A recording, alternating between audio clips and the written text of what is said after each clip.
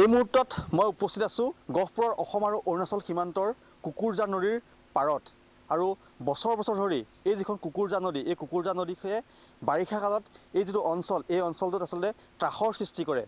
হাজাৰ হাজাৰ মানুহ আচলতে পানীত বুৰ যায় এই যিখন নদী এই নদীখনৰ ফলত কিন্তু আজি কুপতি এই নদীখনৰ যি মথাউৰি এই মথাউৰি নিৰ্মাণ নহ'ল স্থানীয় ৰাইজে কেইবাবাৰো মন্ত্ৰী বিধায়কৰ ওচৰলৈ গৈছে কিন্তু আবেদন কৰিছে আজি কুপতি কিন্তু এই যিখন নদী এই নদীৰ আচলতে মথাউৰি নিৰ্মাণ নহ'ল আৰু এফালে মাজত মাত্ৰ কেইটামান দিন বাকী কিন্তু আজি কুপতি যিটো নিৰ্মাণ নহ'ল আৰু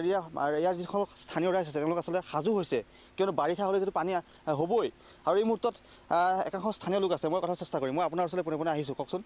বাৰিষালৈ মাজত মাত্ৰ কেইটামান দিন বাকী ইয়াৰ পূৰ্বেও দেখিছোঁ আমি সম্পূৰ্ণ অঞ্চল পানীত বুৰ যায় এই যিখন খৰচোতা কুকুৰজা নদীৰ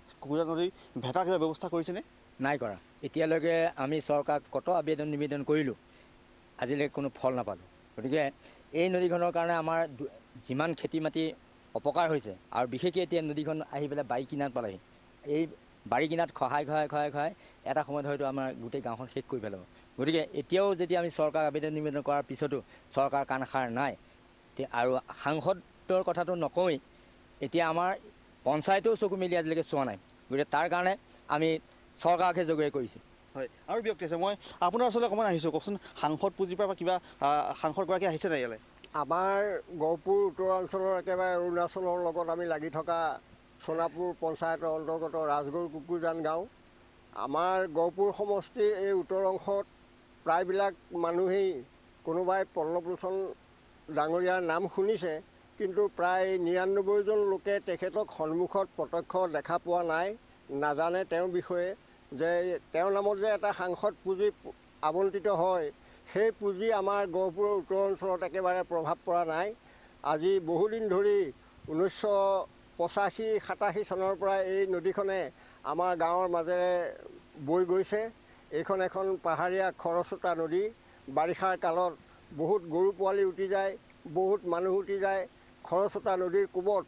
অৰুণাচলৰ বাইক গাড়ী আহি আমাৰ অসমত এই নদীয়ে উটুৱাই পেলাইছে সেয়া আমাৰ প্ৰত্যক্ষদৰ্শী আমি নিজে বাইক উদ্ধাৰ কৰিছোঁ এই অঞ্চলত আমাৰ সাংসদ পুঁজিৰ কোনো আমি ব্যৱহাৰ দেখা নাই আজিলৈকে আমি বহুবাৰ আবেদন নিবেদন কৰাৰ স্বত্তেও যদি এতিয়া যদি এই যিখন নদী মথাউৰি যদি নিৰ্মাণ নকৰে বাৰিষা আকৌ একে অৱস্থা হ'ব যদি এই নদীখনৰ স্থায়ী বান্ধৰ সুবিধা নকৰে তেতিয়াহ'লে এই অঞ্চলৰ ৰাইজ প্ৰতি বছৰে এই নৈ ভাঙি জুৰুলা জুপুৰা হ'ব লাগে খেতিপথাৰ অনিষ্ট গৰু ছাগলী নদীত উটি যায় বিভিন্ন সমস্যাৰ সৃষ্টি কৰে মই আপোনাৰ ওচৰলৈ আহিছোঁ কখন কি ক'ব বিচাৰিব আমি সকলোৱে ক'লে হয়তো আপোনালোকে মনত দুখ পাব বেজাৰ পাব আমি আপোনালোকক সন্মান ৰাখি পুনৰবাৰ আকৌ ক'বলৈ আহিছোঁ যাতে আমি আকৌ এই নদীখন যদি বান্ধ মাৰি পেলাই আমাক কিবা এটা আশ্বাস দি এই দুজন সংবাদদাতা যে আমাৰ ওচৰলৈ আহিলে আমাৰ বিলাই চাবলৈ আহিলে এখেতবিলাককে আমি বিশ্বাস কৰি এখেতৰ ওচৰতে আমি বিনয়ভাৱে প্ৰকাশ কৰিছোঁ যাতে আমাৰ এই নদীখনৰ বান্ধটো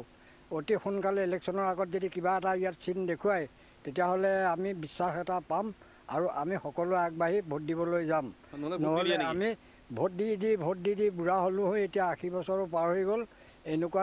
দুৰ্যোগ কেতিয়াও অহা নাছিলে নিশ্চয় ভোট দি আচলতে বয়স বুঢ়া হ'ল বুলি কৈছে ভোট দি বয়স বাঢ়ি গ'লগৈ কিন্তু আজিলৈকে উন্নয়ন একো নহ'লে প্ৰতিশ্ৰুতি হৈ থাকিলে এইখন যিখন কুকুৰজা নদী এই কুকুৰজা নদীখন বাৰিষা হ'লে ত্ৰাসৰ সৃষ্টি কৰে সম্পূৰ্ণ গাঁওখন আচলতে বুঢ়াই পেলায় কিন্তু এই যদি ইয়াত স্থায়ী মথাউৰিৰ সৃষ্টি বা নিৰ্মাণ নকৰে এইবাৰো তেওঁলোকে আচলতে সাজু হৈছে বাৰিষা কিয়নো সমাগত মাত্ৰ দুটামান দিন বাকী আমি অতি শীঘ্ৰে অসম চৰকাৰৰ যি জলসম্পদ মন্ত্ৰীগৰাকীক আহ্বান জনাইছোঁ অতি শীঘ্ৰে ইয়াত এটা স্থায়ী মথাউৰি নিৰ্মাণৰ ব্যৱস্থা কৰক নতুবা এই যিখন স্থানীয় ৰাইজে দুৰ্ভোগ ভুগিব লাগিব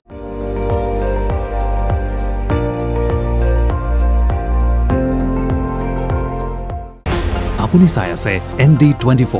সৰ্বশ্ৰেষ্ঠ নহয় সৰ্বোত্তমৰ দৌৰ